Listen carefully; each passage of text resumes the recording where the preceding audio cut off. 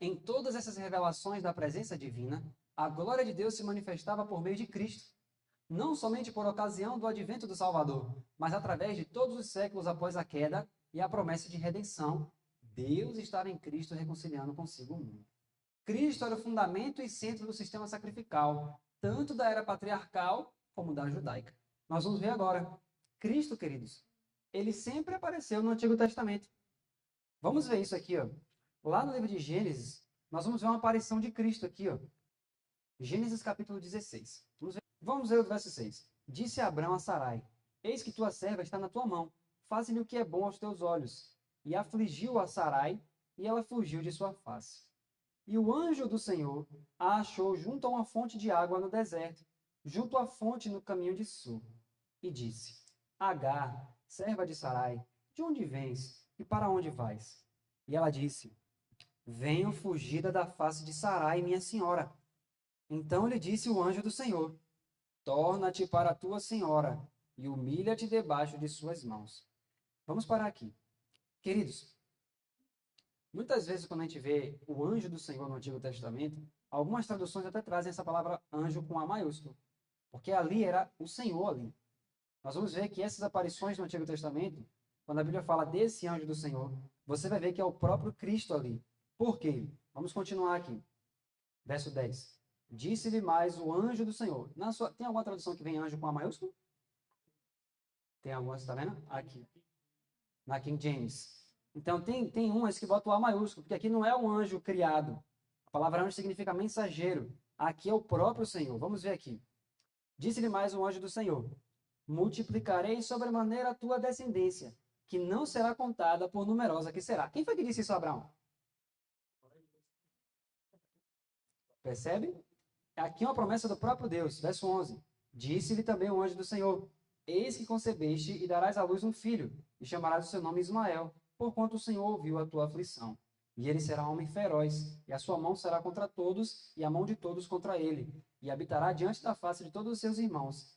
E ela chamou o nome do Senhor, que com ela falava. Percebeu aqui que era o Senhor que estava falando com ela?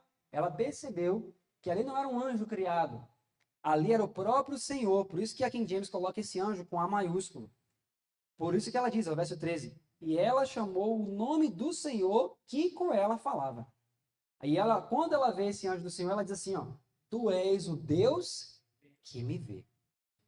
Mas quem era esse Senhor? Qual dos três? Aqui era o Pai, era o Filho ou era o Espírito Santo? Era Cristo. Olha o que ele mais fala. O Pai entregou o mundo nas mãos de Cristo, para que por sua obra mediadora remisse o homem e reivindicasse a autoridade e santidade da lei de Deus. Toda a comunhão entre o céu e a raça decaída tem sido por meio de Cristo. Ó, toda a comunhão entre o céu e a raça decaída tem sido por meio de Cristo. Foi o Filho de Deus que fez a nossos primeiros pais a promessa de redenção. Então, Gênesis 3,15, quem estava falando para Adão e para Eva aquela promessa? Cristo. Foi ele que se revelou aos patriarcas. Quem visitou Abraão ali? Cristo. Sempre ele. Adão, Noé, Abraão, Isaac, Jacó e Moisés compreenderam o Evangelho.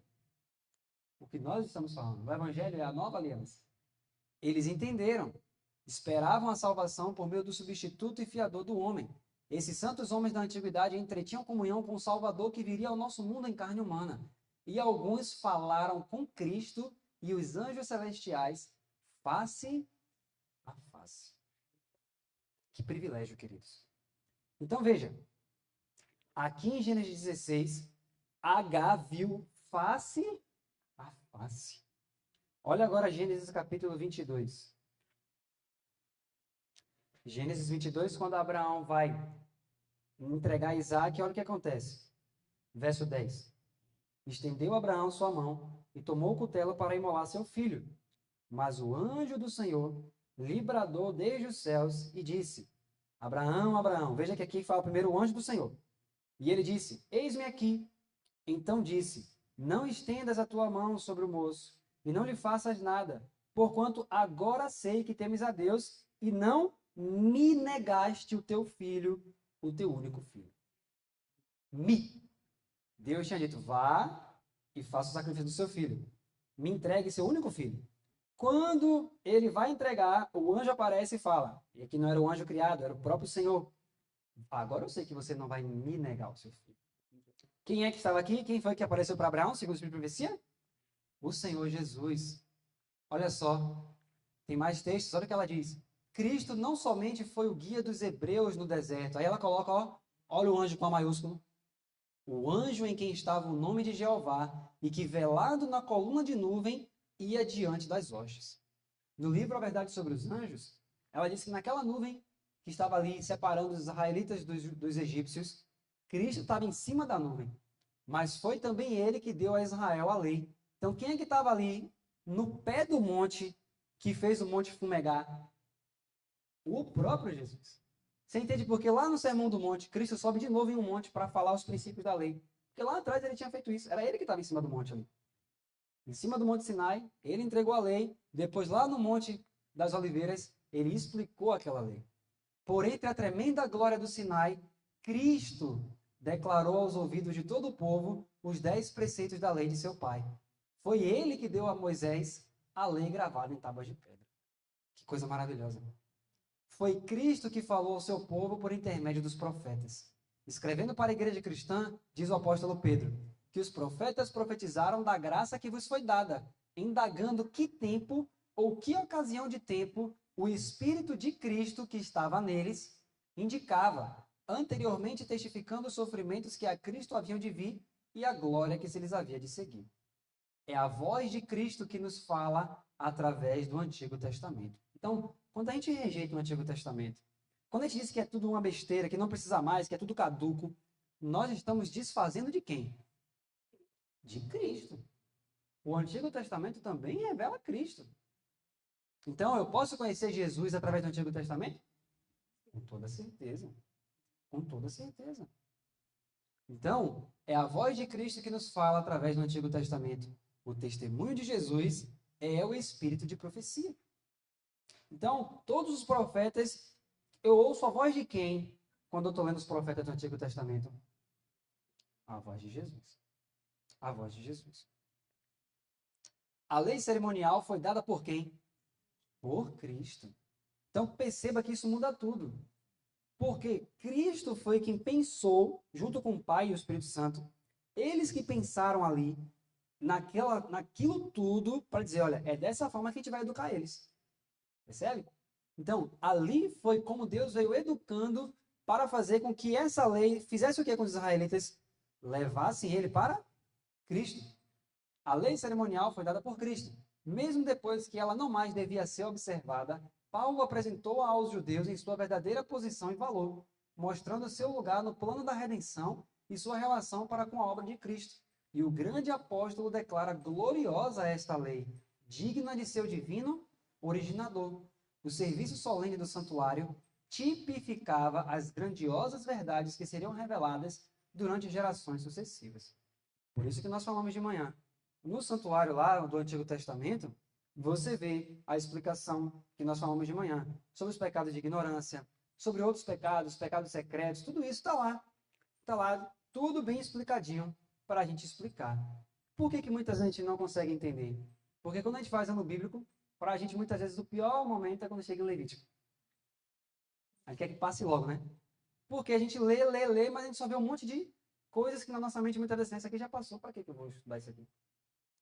Mas não, através de Levítico você consegue entender Cristo Jesus. A nuvem de incenso que acendia com as orações de Israel representava a sua justiça, que unicamente pode tornar aceitável a Deus a oração do pecador. A vítima sangrenta sobre o altar do sacrifício dava testemunho de um redentor vindouro, e do Santo dos Santos resplandecia o sinal visível da presença divina. Assim, através dos séculos e séculos de trevas e apostasia, a fé se conservou viva no coração dos homens até chegar o tempo para o advento do Messias prometido. Olha só que interessante o que ela fala aqui, ó. A vítima sangrenta sobre o altar do sacrifício dava testemunho de um redentor vindouro, e do Santo dos Santos resplandecia o sinal visível da presença divina. Assim, através de séculos e séculos de trevas e apostasia, a fé se conservou viva no coração dos homens, até chegar o tempo para o advento do Messias prometido.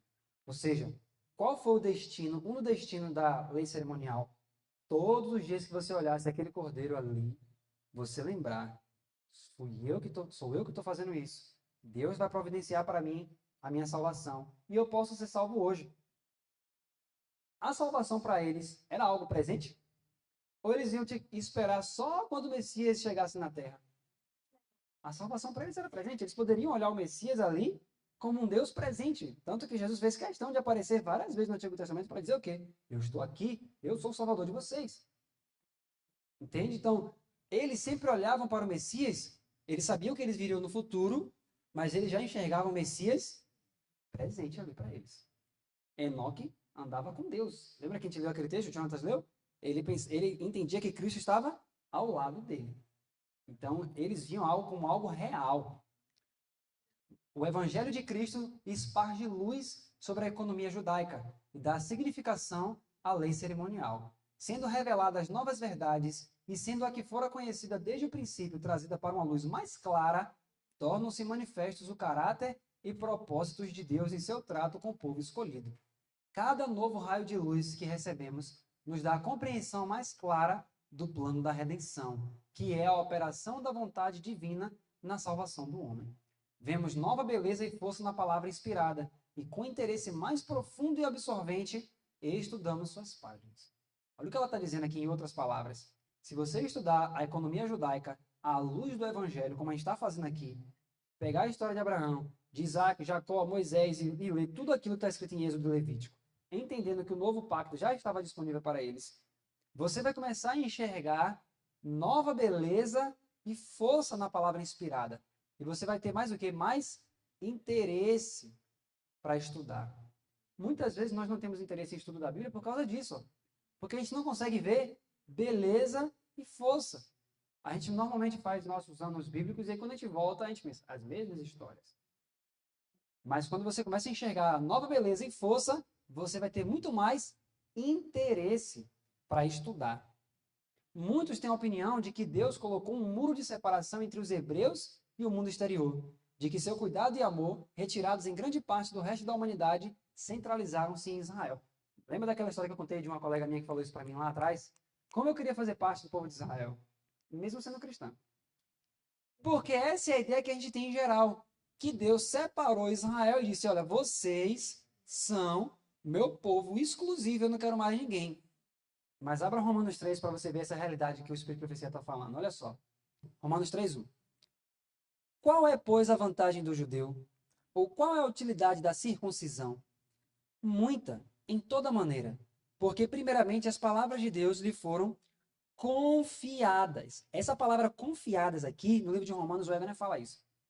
A palavra confiada aqui significa que foi depositado a eles para eles levarem. Eu confio isso a você. Olha, eu estou dando isso aqui, mas eu confio isso aqui a você. A incumbência é sua de levar. Entendeu? Então, quando a Bíblia diz que para eles as palavras de Deus lhe foram confiadas, é que Deus primeiro se revelava para eles, para que eles pregassem para o mundo. Porque o próprio livro de Romanos diz, como ouvirão se não houver quem pregue? Então, o propósito original era que Israel fosse um povo o quê? Missionário. Mas em vez de ser um povo missionário, eles quiseram as bênçãos só para eles. E aí, em vez de isso levar eles para chegarem até os outros, isso fez eles se retraírem e levantar muros entre eles. E eles começaram a considerar que o fato de Deus se apresentar para eles era digno de honra e que os outros eram tudo inferiores. Olha só o que ela diz aqui, ó.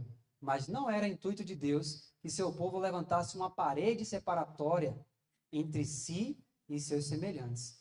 O coração do amor infinito expandia-se a todos os habitantes da terra. Posto que o houvessem rejeitado, estava ele constantemente procurando revelar-se-lhes e fazê-los participantes de seu amor e graça. Sua bênção foi concedida ao povo escolhido, a fim de que pudesse abençoar a outros. O coração do amor infinito expandia-se a todos os habitantes da terra. Aí vem uma pergunta, aqui só para reflexão mesmo. Se Deus amava todos os habitantes da terra, por que ele mandava Israel matar as outras nações? Não é esse um questionamento que a gente faz muitas vezes? Mas qual é a resposta para isso? Está lá em Gênesis. Vamos ler aqui, na própria promessa para Abraão. Vamos ler aqui Gênesis capítulo 15, verso 15 e 16.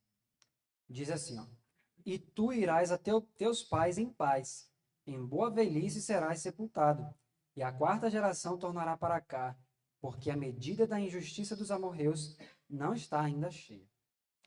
Para cada nação, o Espírito de Profecia que Deus tem uma taça. Vocês já viram falar da taça da ira de Deus? Então, para cada nação, para cada cidade, inclusive, há a taça da ira. Essa taça, Deus vai tendo misericórdia daquele povo, enviando luz, enviando a verdade, envia missionários, envia várias coisas. Quando há uma rejeição completa, Deus dá toda a misericórdia dele. Ele vai mostrando ali a misericórdia, vai falando, vai mostrando, até que chega um momento que quando essa nação chega no limite do extremo da maldade, Deus não pode mais proteger aquela nação. Aquela nação deliberadamente chega e se afasta de Deus. Então a mão protetora é removida. E quando a mão de Deus protetora é removida, o que acontece? Juízo atrás de juízo. Veja que sobre o próprio Satanás, mesmo ele usando seres humanos, quando Deus retira a mão dele, o Satanás vai lá e mata logo aquele ser humano. Por exemplo, veja só o caso de Jó. Quando Deus deu a ordem, pode tocar nele, imediatamente Satanás já veio acabando com tudo. Então, quando Deus remove a mão protetora, já era.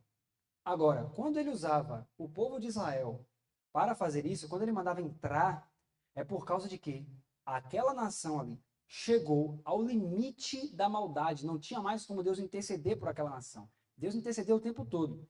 E Israel ali era usado por Deus como instrumento de juízo sobre aqueles povos. Porque se Deus permitisse que aqueles povos se aumentassem até o ponto de encher toda a terra, o que aconteceria? Se eles rejeitaram Deus, a própria humanidade entraria em extinção. Vocês conseguem perceber isso? Porque, por exemplo, quando aconteceu na França, vocês já leram no Grande Conflito? Quando eles rejeitaram Deus como nação, o que foi que aconteceu? Um caos completo.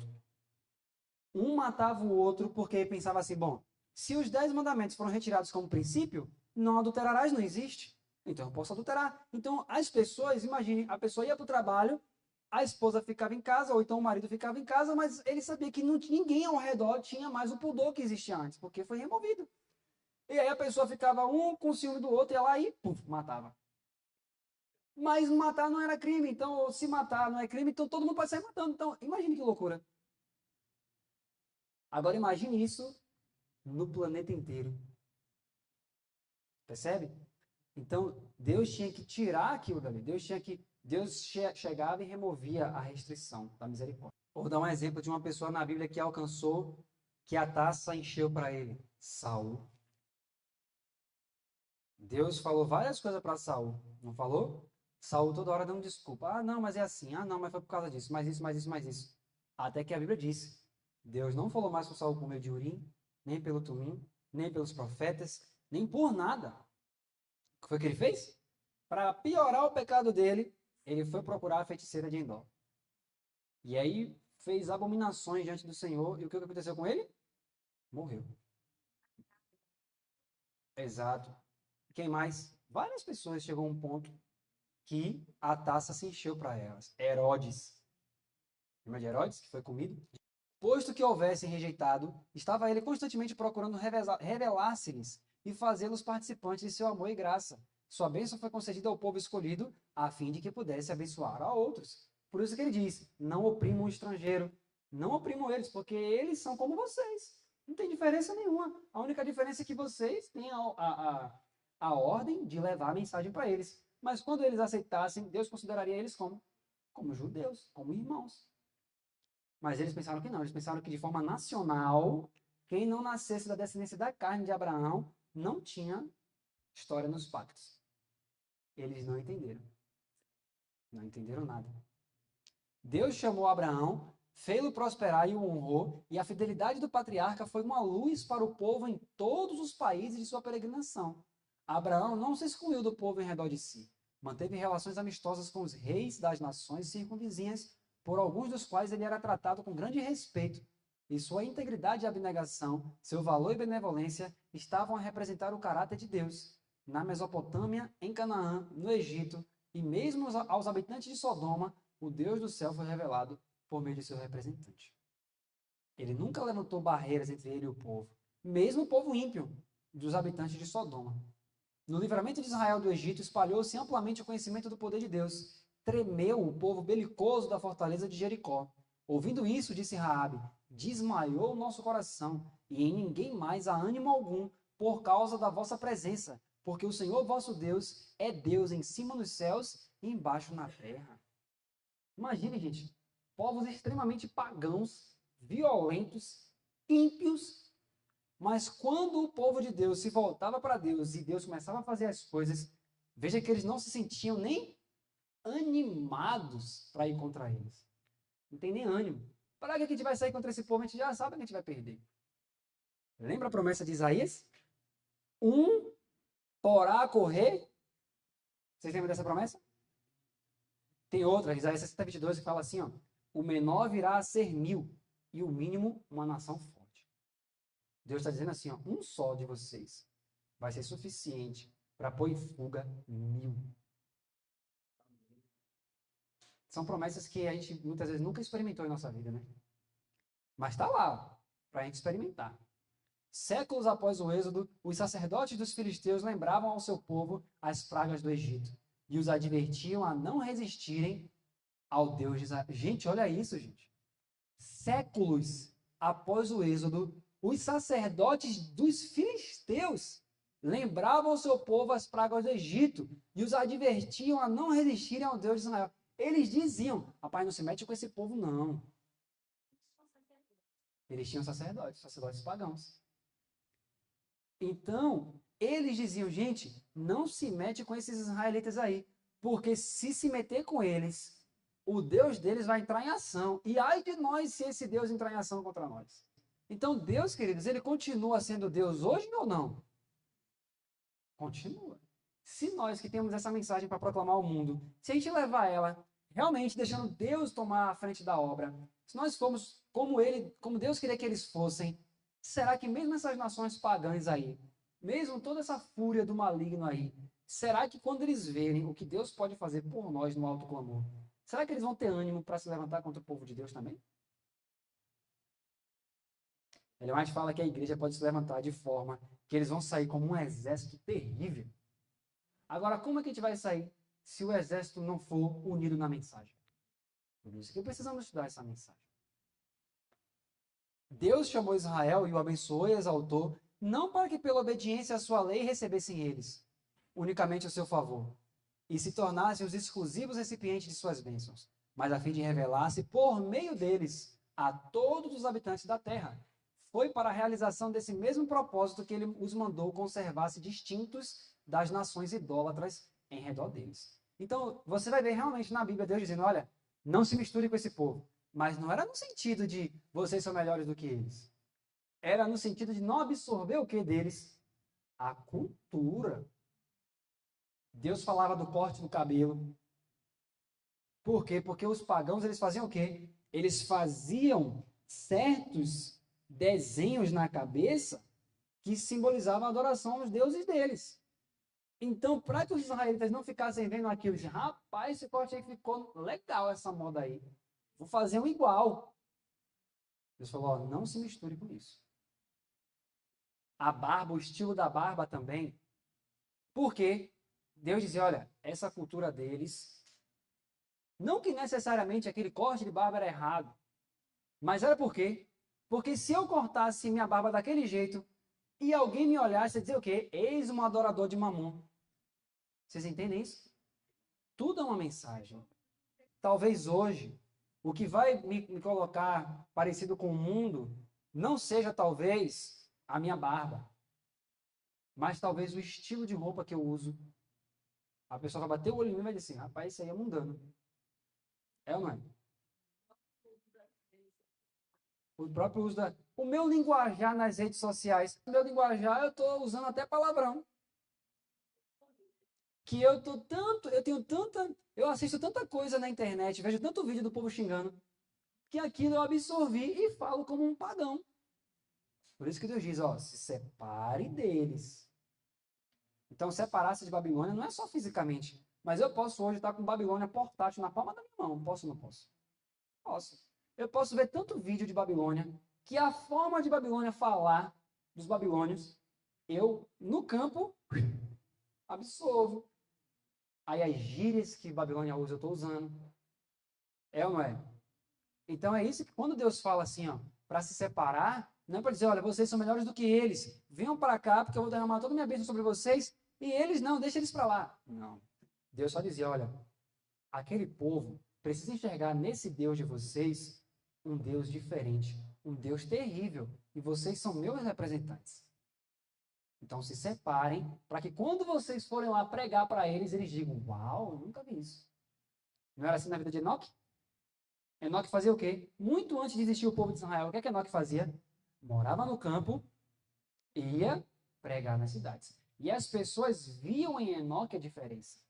O Espírito de Profecia diz que algumas pessoas, quando se interessavam na pregação de Enoque, Enoque preferia deixar para pregar depois, convidando elas para ir lá para a roça dele.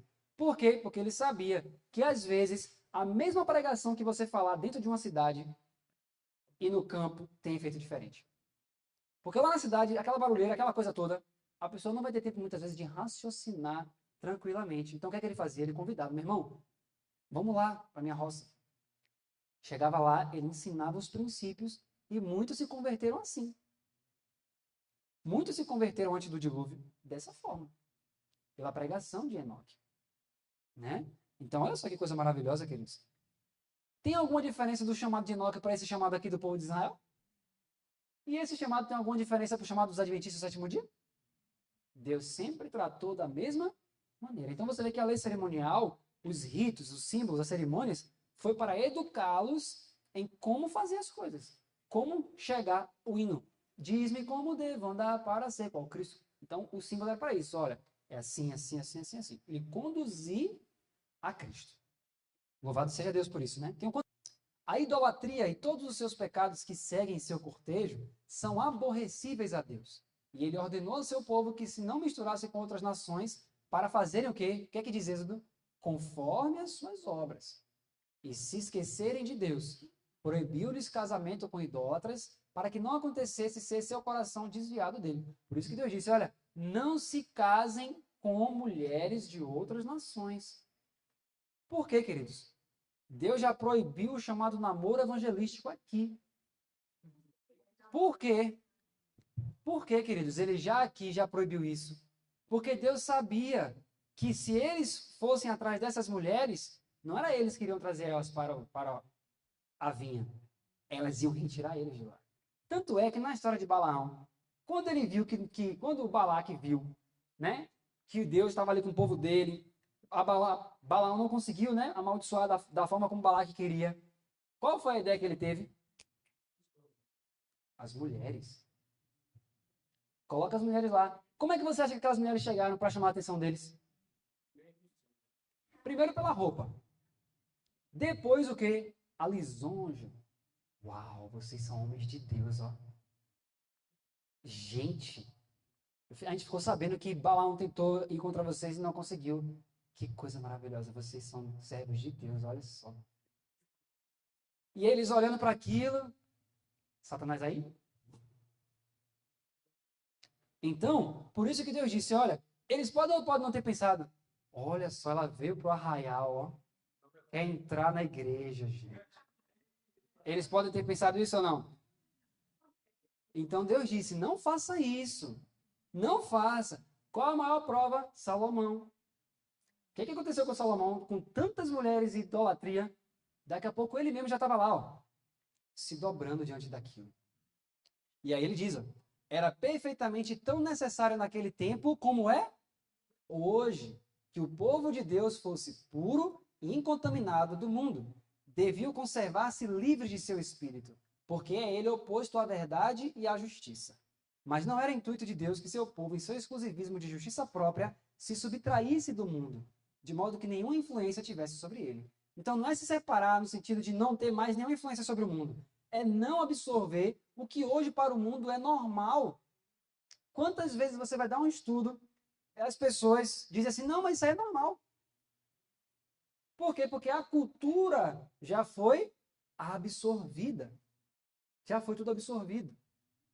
Então, por isso, queridos, Jesus queria uma separação. Percebe?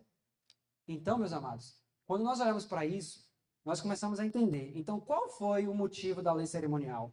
E explicar para as pessoas, olha, é assim, é assim, é assim. Se vocês querem se manter um povo puro, incontaminado, um povo leal, vocês devem seguir isso, isso, isso e isso. Foi para isso que foi dada a lei cerimonial. E é essa lei, quando fala que foi cravada na cruz, quer dizer então que esses princípios de ser puro, ser incontaminado do mundo, está cravado na cruz? Não. O que foi cravado ali? Por que ele fala a palavra cravado? O que foi? O que passou? Porque não precisa mais. É só você olhar aqui, ó. Está escrito em Daniel. Olha que coisa linda. Vamos abrir aqui Daniel capítulo 9. Que você vai ver exatamente o que Deus queria. Qual foi a parte da lei que passou? Está lá no livro de Daniel. Vamos ler juntos aqui. Verso 25. Diz assim, ó. Sabe e entende. Desde a saída da ordem para restaurar e para edificar Jerusalém, até o Messias, o príncipe, haverá 7 semanas e 62 semanas. As ruas e o muro se reedificarão, mas em tempos angustiosos. Por que eu comecei desse verso? Porque, veja, essa profecia aqui é sobre o quê? Vai começar... Ali nós tínhamos as 2.300 tardes e manhãs. E aqui é o início das 2.300 tardes e manhãs. Esse Messias que é o príncipe, quem é aqui? Jesus. Até ele haverá 7 semanas e 62 semanas. Você com certeza já estudou isso, né? As ruas e o muro se reedificarão, mas em tempos angustiosos. Depois das 62 semanas, será cortado o Messias, ou seja, a morte de Jesus, mas não para si mesmo. E o povo do príncipe que há de vir destruirá a cidade e o santuário. E o seu fim será com inundação, e até o fim haverá guerra, e estão determinadas as assolações. Com certeza você já estudou isso aqui também. Verso 27. E ele firmará aliança com muitos por 1 semana. Ele quem, queridos? Cristo. Isso é importante, porque no mundo evangélico em geral, eles dizem que isso aqui é o anticristo. Não. Você já deve ter ouvido essa teoria, né? Que o anticristo vem, passa 7 anos, 3 anos e meio, ele vai enganar todo mundo, na metade, 3 anos e meio para o final, ele vai se mostrar quem ele é, e aí já não vai ter mais tempo, a grande tribulação, a igreja vai ser arrebatada. Não é isso. Verso 27. E ele firmará aliança, ou seja, Cristo firmará aliança com muitos por quanto tempo? 1 semana, que significa o quê? 1 semana? 7 anos. E na metade da semana fará cessar o que, queridos? O sacrifício e a oblação. Então, vamos parar aqui. Na metade da semana, então, Jesus foi batizado por João no ano 27. Correto? Então, quando Jesus vai principiar o evangelho, que ele fala assim, ó, o tempo está cumprido, o reino de Deus está próximo. Essa frase, o tempo está cumprido, ele está se referindo a Daniel 9:27. Ok? 9:27. Então, por quê? Porque é ali que começa essa semana. Ok? Porque se você for contar, ó, 27, 28, 29, 30, 31, 32, 33, 34. Esses foram os 7 anos ali. E na metade da semana, ou seja, no ano 31, foi quando ele foi cortado ou morto. Então, quando ele foi morto, aí a Bíblia diz, ó, fará cessar o sacrifício e as oblações. Então, o que foi cravado na cruz?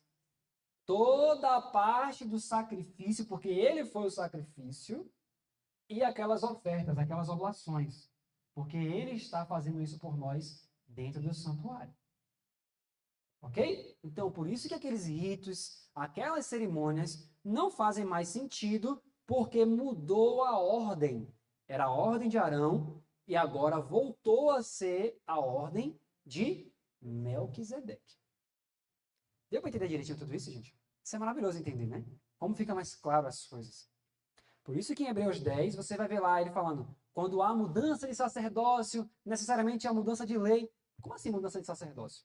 Porque saiu do de Arão e voltou para o de Melquisedeque. Entendeu? Então, essas coisas que... Vamos ver se dá tempo ainda de a gente falar, de pegar o livro de Hebreus, alguns detalhes, que muda tudo isso. Se você absorveu tudo que a gente falou aqui até hoje, quando você for ler o livro de Hebreus, você vai ver que tudo começa a fazer sentido quando você analisa dentro dessa perspectiva.